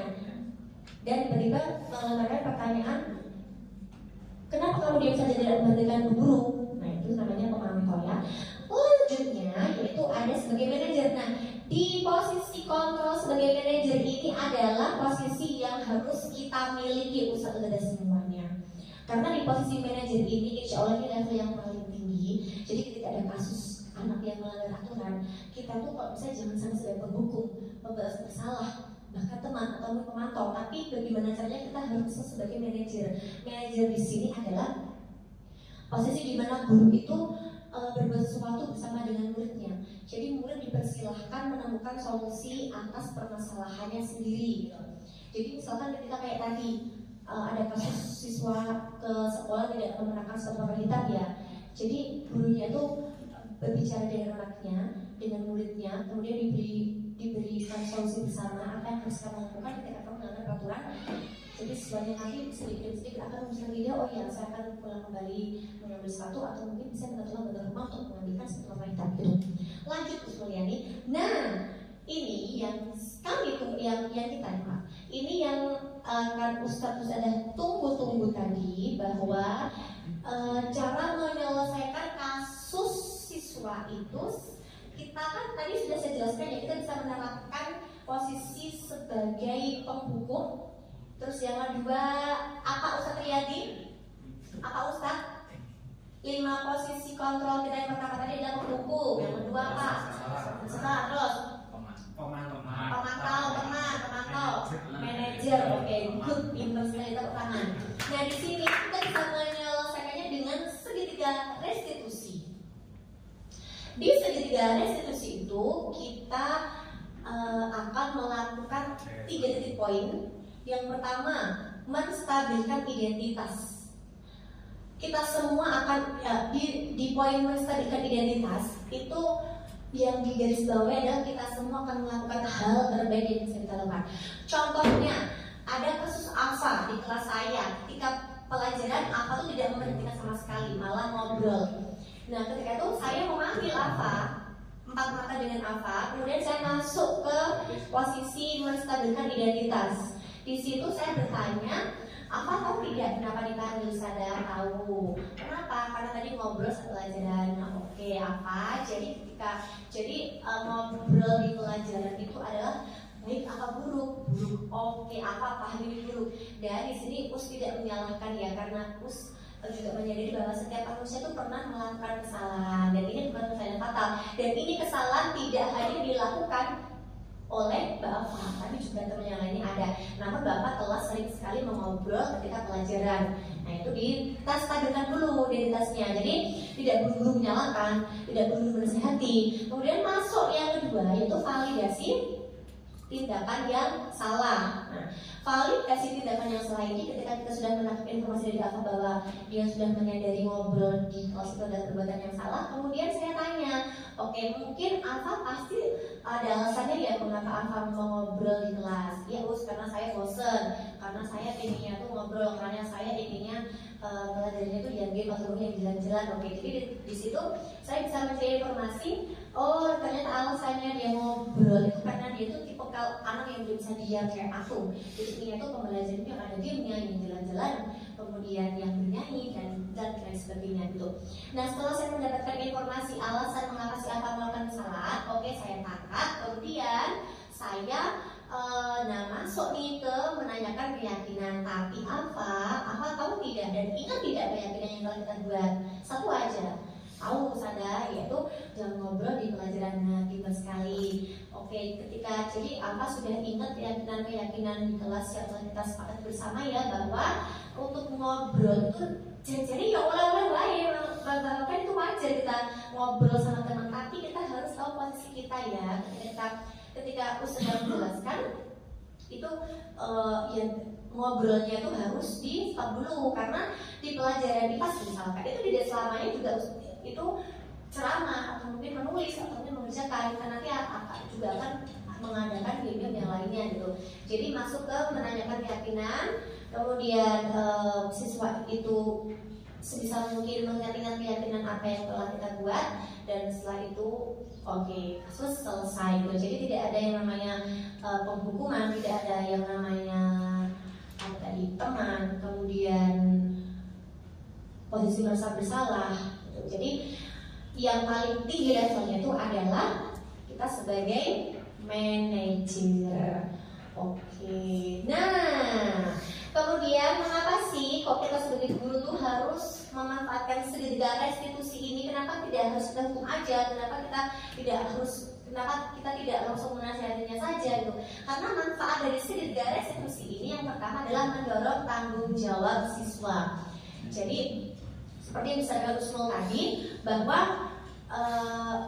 dari bahwa restitusi itu adalah kita tuh tidak menyalahkan kasus anak itu yang berkasus, kita tidak menyalahkan anak yang salah, namun kita bangun kembali, kita tuntut kembali anak itu bisa kembali ke kedisiplinannya itu. Kita bisa menuntun anak dan kita bisa mengembalikan anak itu ke kebiasaan yang positif gitu. Jadi mendorong tanggung jawab itu yang pertama. Sebagai restitusi mendorong siswa untuk bertanggung jawab atas tindakannya seperti tadi ya. Jadi tidak ada penghukuman, tidak ada langsung nasihat, tapi dengan istilahnya kayak coaching itu. Kemudian yang kedua, membangun empati. Proses restitusi membantu siswa memahami dampak tindakannya dan mengembangkan rasa empati. Kayak tadi ketika ada yang mengobrol itu memahami dampak tindakan itu masuk kepada menstadikan identitas. Kira-kira kalau kamu ngobrol tuh baik apa buruk? Buruk. Nah, kemudian kalau mengembangkan rasa empati itu juga maksudnya keyakinan bahwa keyakinan yang telah kita sepakati dulu adalah tidak boleh mengobrol saat pelajaran, nanti bisa mengganggu teman-temannya. Yang ketiga manfaatnya adalah memperkuat hubungan.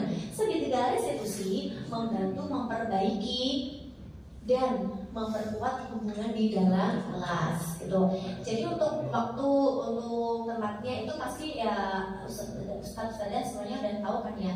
Jadi untuk melakukan segera restitusi ini bisa dipanggil anaknya ke kantor, jadi tidak diketahui oleh teman-teman dengan orang banyak. Nah, ini contoh implementasi keyakinan kelas dan segitiga restitusi. Usmul dan saya, mungkin Ustadz Viko dan Ustadz Bonar itu sudah melakukan segitiga restitusi. Bahkan dari panjenengan semua saya yakin juga sudah pernah melakukan restitusi ini, cuma tidak di video atau mungkin ada di video tapi tidak di-vlogkan gitu ya. Jadi yang pertama melibatkan siswa, guru dan siswa bersama-sama untuk keyakinan kelas. Yang kedua, konsistensi penerapan. Guru menerapkan keyakinan kelas dan segitiga restitusi secara konsisten. Yang ketiga, komunitas terbuka. Guru dan siswa memelihara komunikasi terbuka dan saling memahami. Sabarus. Ini sama menurut saya, yang ini jujur ini.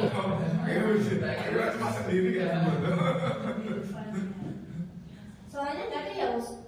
Kemarin ada coba.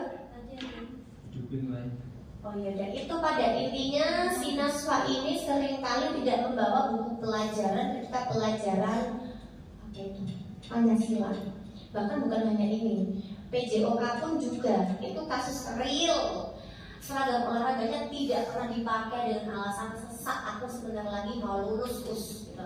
Dan di situ saya sisipkan, bisa tidak kamu mengenakan kaos seragam olahraga itu yang olahraga, tapi kalau kamu tidak mau membeli, namun ketika jam pelajaran kamu mengenakannya, tidak mengenakan seragam. Nah, mereka jawabnya ada training di rumah dipakai. Itu saya bilang.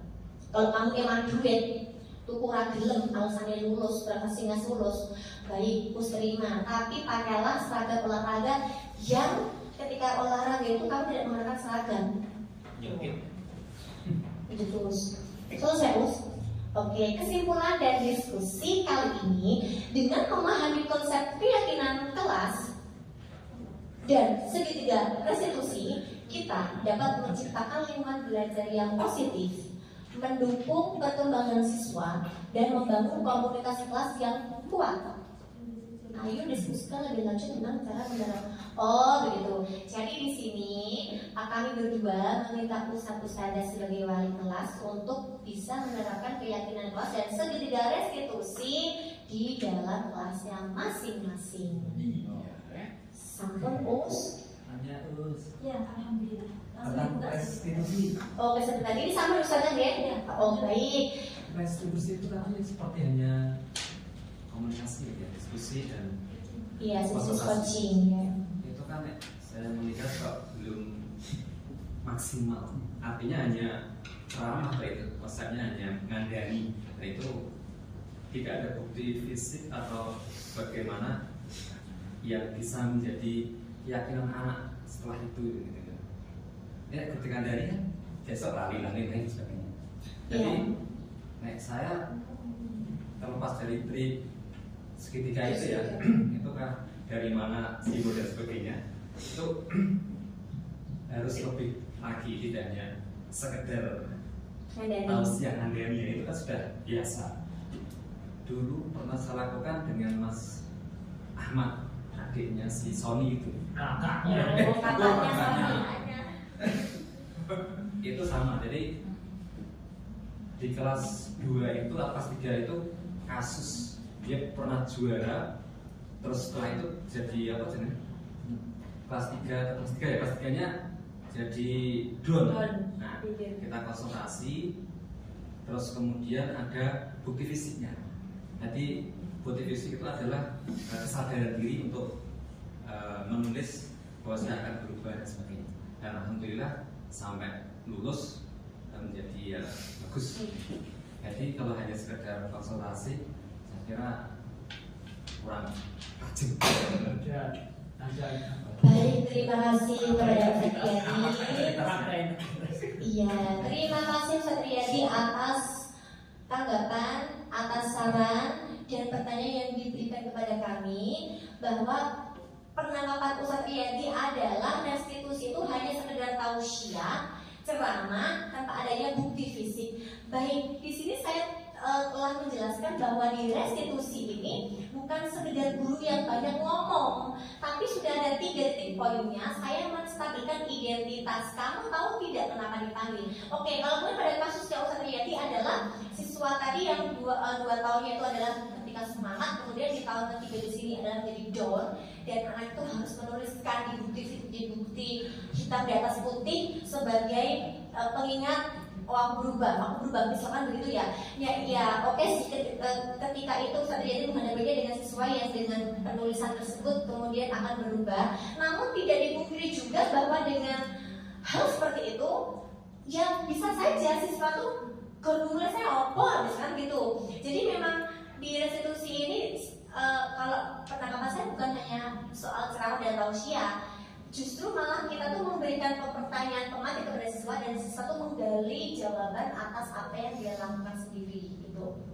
Ya kalau tausiahnya ada, itu maksudnya di poin ketiga, menanyakan keyakinan kelas gitu. Karena ketika dia sudah menjelaskan, sudah memberikan informasi kepada gurunya, kesalahannya apa, alasannya apa. Nah, kamu paham tidak? Kamu sudah jelas belum dengan keyakinan? Kamu pernah tidak ngobrol sama teman? Kamu sudah pernah membaca belum keyakinan yang telah buat? Gitu.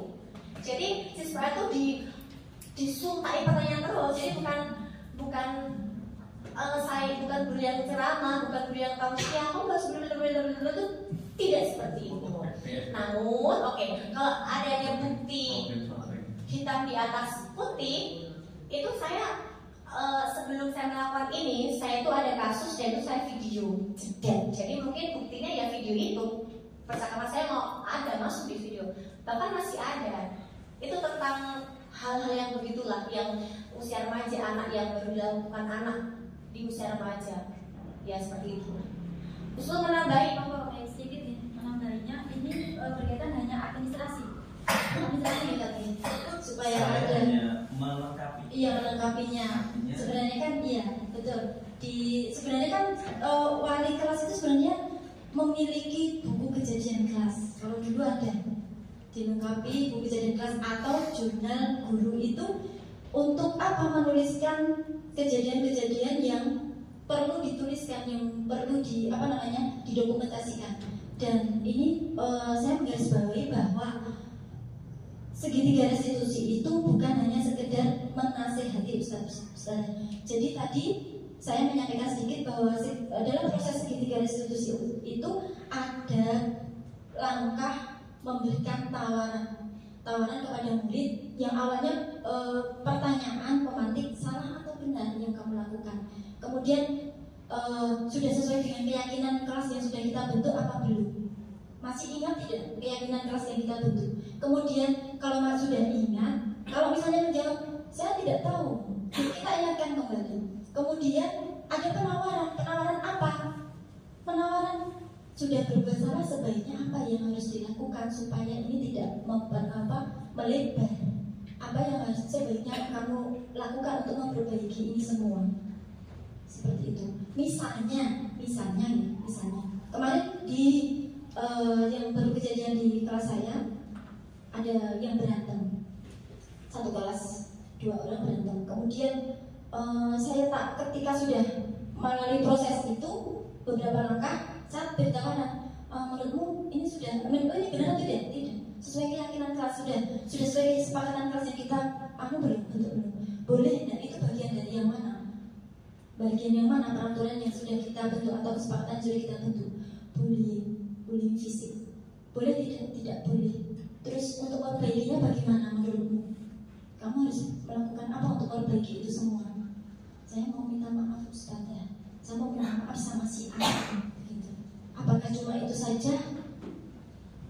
Ya itu Ustaz ya. Kemudian guru kalau kelas bawah gitu. Mungkin kalau kelas atas mungkin bisa lebih dikembangkan lagi.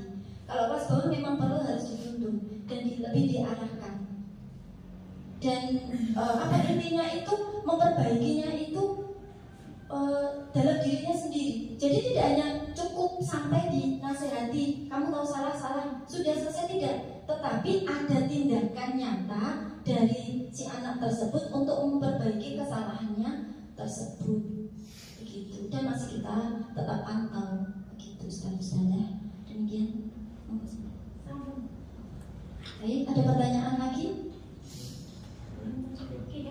Baik, mungkin untuk sesi ini cukup sekian karena waktunya sudah menunjukkan jam 10 lebih. Apabila ada pertanyaan yang mungkin perlu didiskusikan, ya memang sebenarnya ini sangat bagus sekali untuk segitiga restitusi ini. Apabila bisa diterapkan, mungkin nanti bisa kita diskusikan di bukan ini ya. Nanti bisa dengan Ustazah ataupun dengan Ustaz Fiko atau Ustaz Benar. Baik, terima kasih Ustazah untuk waktunya, untuk keluangan waktunya hari ini. Mohon maaf apabila kami ada kekeliruan. Benar-benarnya adalah karena Allah dan kesalahan adalah pada diri kami sendiri. Demikian, wassalamualaikum warahmatullahi wabarakatuh.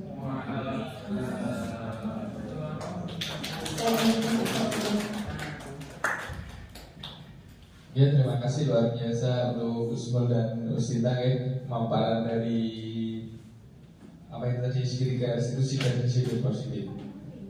Untuk acara selanjutnya, ini adalah penutup. Mungkin ada beberapa informasi tambahan dari Ustaz Benar masalah komen. Oh tidak, tidak ada. Saya puji dari belakang kurikulum ada tambahan sedikit mungkin. 24 tahun diingatkan. Oke, untuk mengingatkan tanggal 24 Agustus dari Sabtu minggu depan itu nanti akan ada acara komil yang selanjutnya tentang asesmen penulisan soal penulisan soal nanti modelnya seperti workshop. Nanti kita akan berkreasi bersama tentang pembuatan soal yang inovatif dan efektif.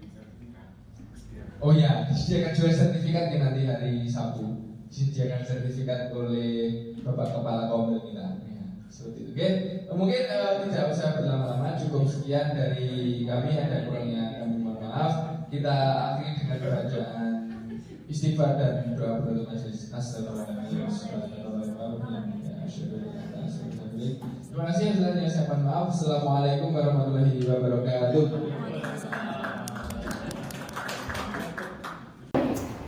Oke, Nak.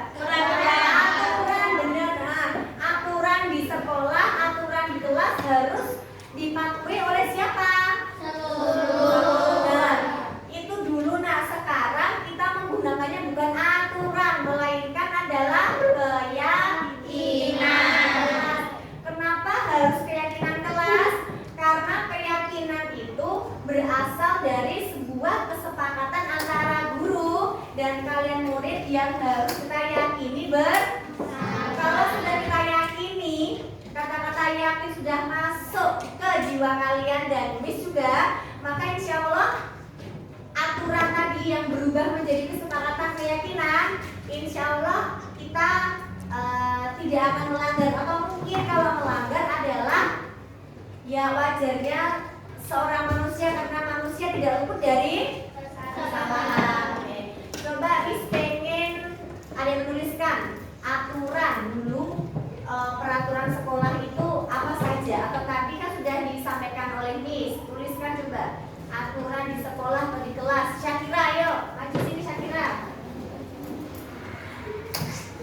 Terus Cesta coba sini yuk, tuliskan satu aturan di sekolah. Satu aturan di sekolah, bebas aturannya apa? Seingatnya kalian aturan di sekolah itu contohnya apa saja coba?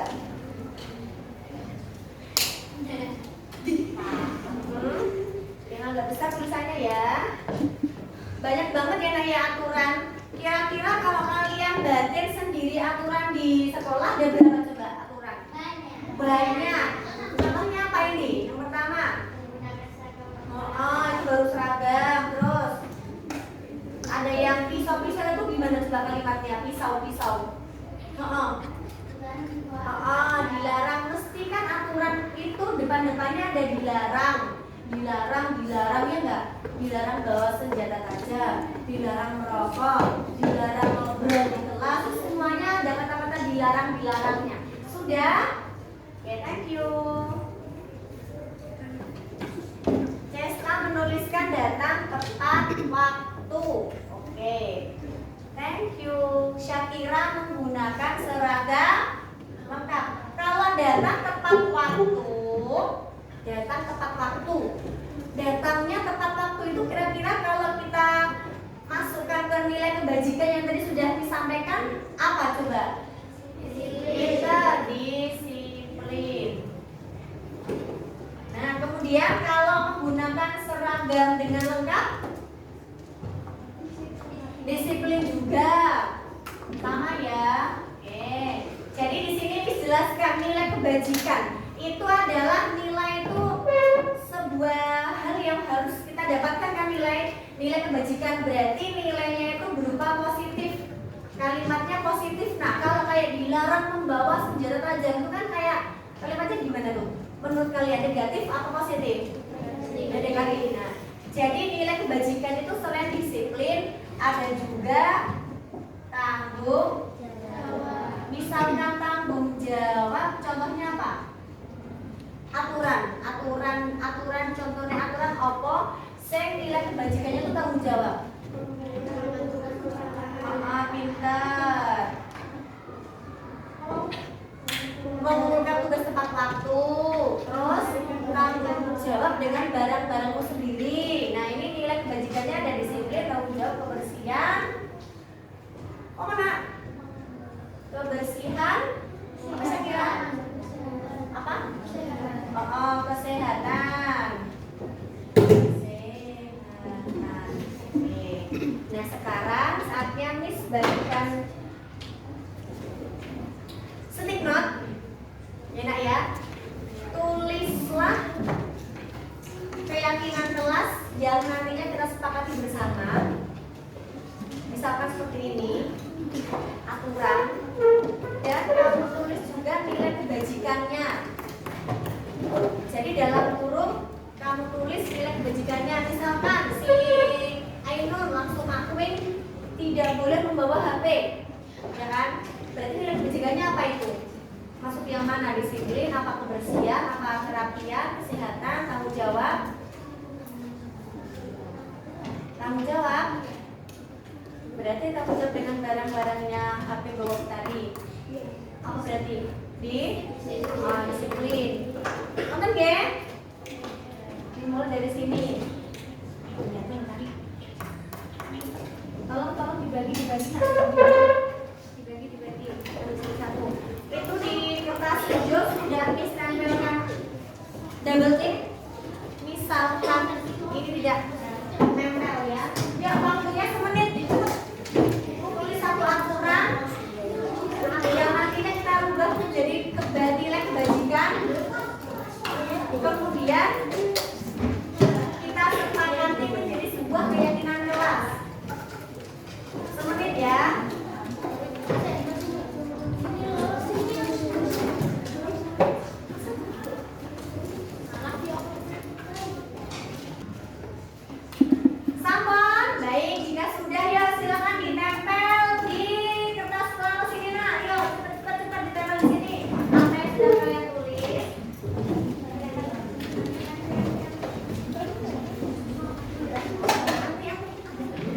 dibudayakan antri ya. Nanti kita solihah.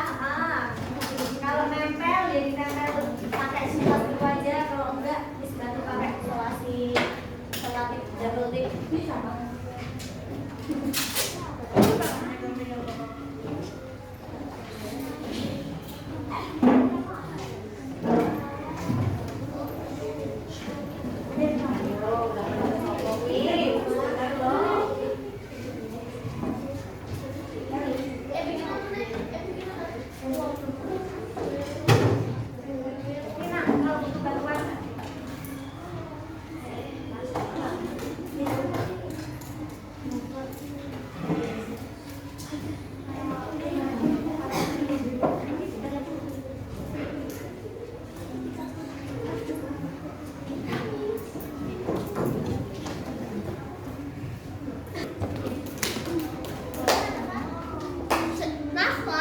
Sudah ditempel aturan kelas yang nanti kita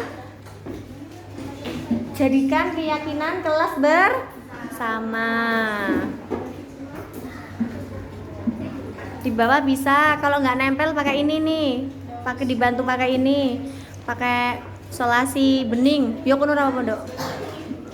Ini dok, ini nih.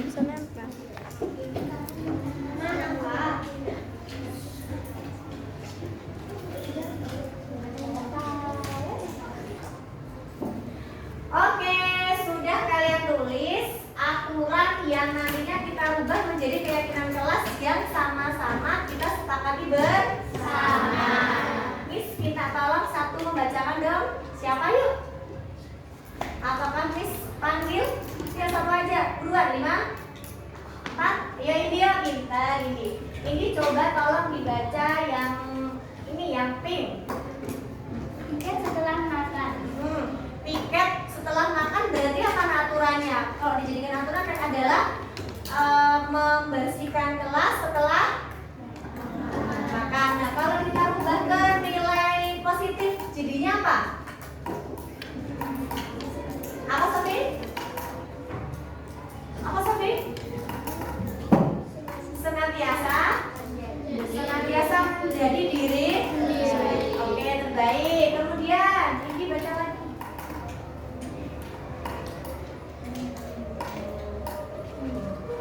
Yaitu Dilarang buang sampah di laci. oke, ada yang nulis dilarang membuang sampah di laci.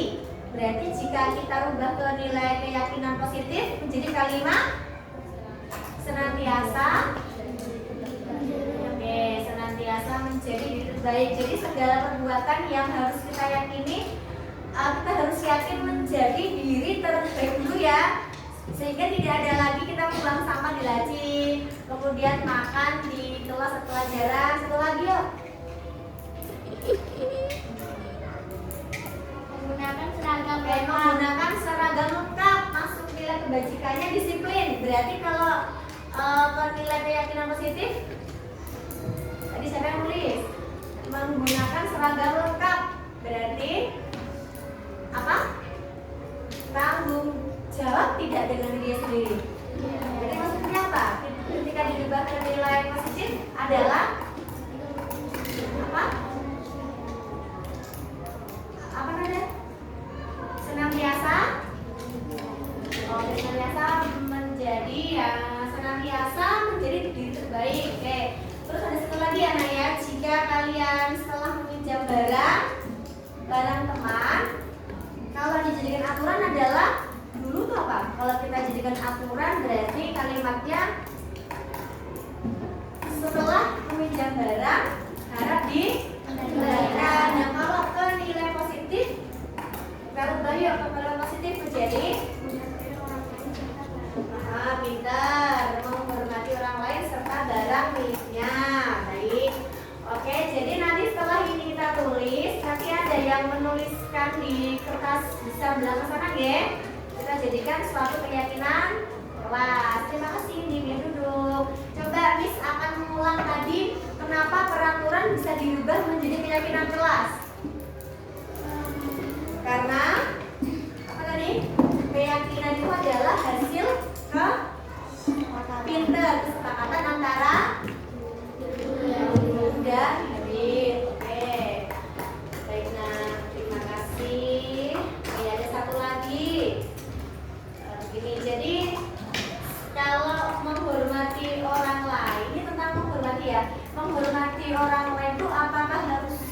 menghormati guru saja? Tidak. Namun guru itu juga harus menghargai dan menghormati kalian. Jadi di sini akan menjelaskan antara sesuatu hal yang tampak dan tidak tampak. Tampak itu berarti kalimat yang baik, yang positif. Kalau yang tidak tampak berarti tidak tampak seperti, tidak tampak seperti dan tidak tampak seperti itu berarti kalimatnya yang buruk ya, negatif. Dan contoh yang tampak seperti datang tepat waktu, itu bagus gak kalimatnya? Positif. Nah berarti kalau di sini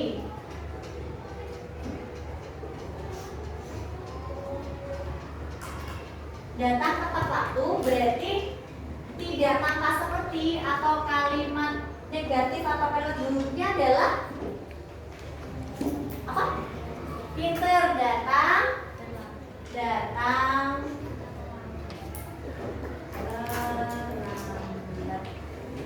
Oke, satu lagi coba kita cari contoh yuk.